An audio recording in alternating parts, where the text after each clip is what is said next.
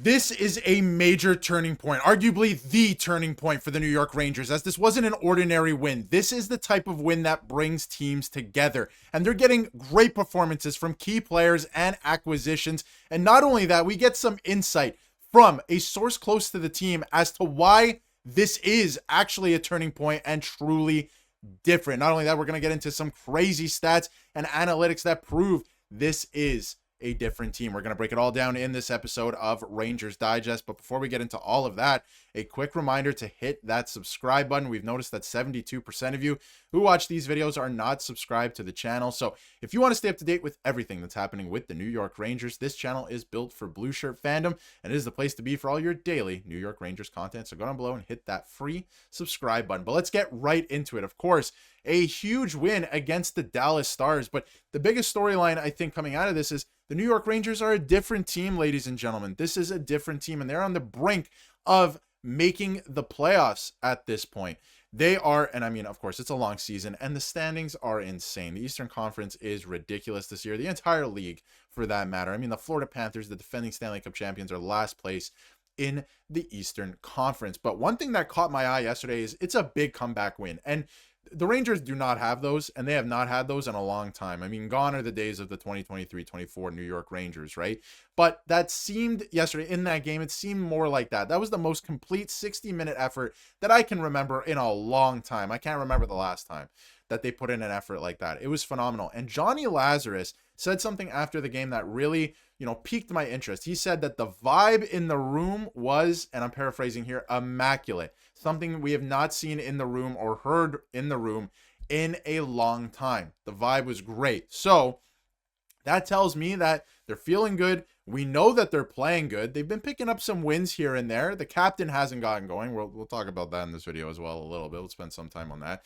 But they find themselves, I mean, just a point out of a playoff spot. Not just out of a playoff spot.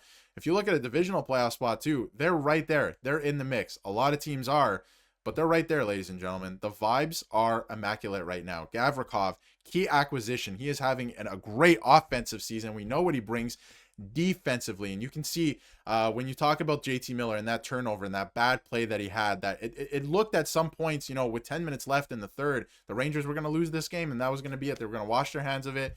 The Dallas Stars, this is, and the Rangers were only going to score one goal on home ice again, and that's not what happened here. The Rangers ended up coming back. And he also said that sometimes the team, and this is true to a degree, has to prop their captain up. The captain, I don't know if he's injured. I don't know what's happening with JT Miller, if it's psychological this year. I don't know what it is, but he's on pace for, it's not good. Like 45 points right now, 50 points maybe.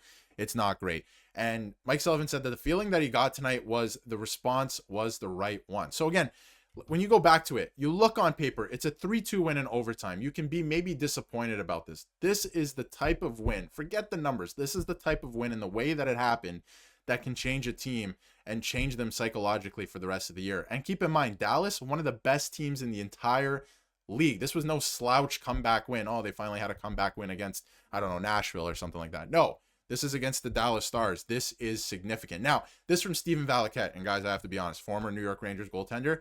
I love what he's doing with the advanced analytics right now. Don't always agree with them or him, but of course, definitely appreciate what he brings to the table. And I think he's doing phenomenal work. Steven, if you happen to see this, continue doing what you're doing, man. I love this stuff. But last season stats at this point versus this season, defensively, 5-on-5 for the New York Rangers. Keep that in mind. Look at these numbers from last year. Net front D zone, they were 7th. Not horrible. Dots down D zone, 26. And of course, these are specific names, but East, you get the gist of some of these. East-West D zone, 32nd. They were the worst East to West in their own zone last year. The worst in the league. 13th in odd man rushes. Compare that to this year. Look at these numbers. Net front D zone, 3rd. Dots down D zone, 18th. Not great still. But East to West D zone, 4th. Like, they've cleaned up a bunch of this stuff. Odd man rush, 4th. They have cleaned up a lot of this stuff. And this is kind of what I was saying at the start of the year. What I started to realize is this New York Rangers team might not be as explosive offensively as we're used to a couple years ago when they won the President's Trophy. This is how they're going to win games. They're going to stick around in games, and they're going to squeeze some offense through. They're going to, tighten up defensively, and we've seen that. There is actual structure this year. They were saying, there was crazy quotes from Peter Laviolette last year saying there's no problem with the structure. Yeah, you're right. There was no problem with the structure because there was no structure, right? So this is the type of win, and these are the type of numbers that prove they might not go their way, and they're going to lose some games this year, right? They're not going to win the President's Trophy, that is for sure. But I think they end up in a playoff spot. And are they going to win the Stanley Cup? I don't know. But I do think that this is how they're going to win games. They're trying to squeeze out victories like this. And keep in mind, Dallas, again, very good team. I did want to bring this up from Will Cooley post-game. He said, you're going to win some, you're going to lose some. But at the end of the day, if you're proud of how you came out and how you performed, I think that's the most important thing. Now, of course, I think you should be proud of how you played and also come out with the win, of course. But I do like this quote from Will Cooley. This is the type of win that builds character. It's a younger team. There's a lot of guys out due to injury right now. You know, Adam Fox, Adam Edstrom as well. And you have some young guys like, you know, Scott Morrow playing in the lineup, Brett Berard, right? Stuff like that. Matt Rempe's out of the lineup right now. So this is the type of game that can build some chemistry with certain guys, get them going. It's a big one psychologically, I think, too. And I like what he's saying. You want to be proud of how you performed. And one other thing in the game is, you know, Artemi Panarin, quarterback in the power play now because, you know, Fox is out of the lineup. And he said, I think I always did that before, walking the blue line, of course. Sometimes I would switch with Foxy, and we know that Panarin loves to walk the blue line sometimes and, you know, make those east to west plays. But like I said before, we have a very good penalty kill too.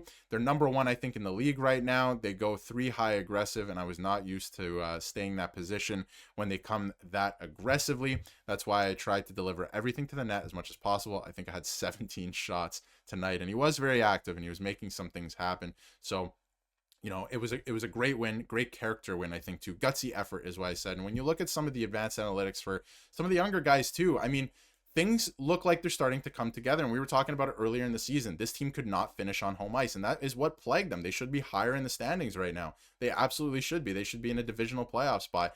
But, you know, ifs and shoulds and all this stuff, you got to get it ddone, right? But now that they're starting to finish and maybe find some confidence, play into this structure, get confident and comfortable in this structure, they might squeeze out some more games like this and have an opportunity to come back. And again, Will Cooley gets a goal. The overtime winner was an awesome play, by the way. I mean, if you mess it up, they're going back the other way, of course, but Gavrikov with a great play. He's been having a great offensive season. So I think this is the type of win that can turn a season around. Listen, they're going to lose some games. It's going to be ugly at times. It really is, because of the structure, and they don't have that explosive offense that they once had out of multiple guys. But they're going to pick up some wins here. And I think, you know, as a team, as a structure, they're going to be playing better. And I get back to this from NYR Louis, Brett Berard and his 5-on-5 expected goals of 53% in 5 games. He's been awesome to watch. Big fan of Brett Berard, always has been. And a lot of people were saying he didn't bring anything to the table in the preseason, and that was the argument why he didn't make the team. I would argue that he brings, maybe he's not bringing goal scoring or point production, but you know what he's going to bring every night, and that's effort. And we've seen that so far. So him, Noah Laba, Will Cooley, all the young guys, Scott Morrow to a degree, and of course they're sheltering some of these guys. Keep that in mind, especially Scott Morrow. All really good numbers, 5-on-5. Youth movement is upon us. We'll see if the Rangers organization actually lets that happen. But you can see this in terms of top scorers. Adam Fox is out for a significant amount of time. Second leading scorer on the team. They're going to need big performances from the captain.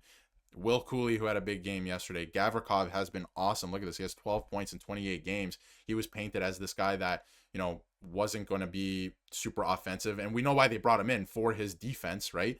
But he has been very good offensively this year. And Carson Soucy, I said it in my last video, he has been good. I have to credit where credit's due. Carson Soucy's been awesome. So I've been enjoying that as well. Maybe not like defensively and all that stuff, but he's been chipping in for goals, and he's been pretty good on that second pairing is my point. So let me know how you feel in the comments below. I feel like the biggest story here for the Rangers is how they're going to squeak out some of these games. They have the confidence to come back now.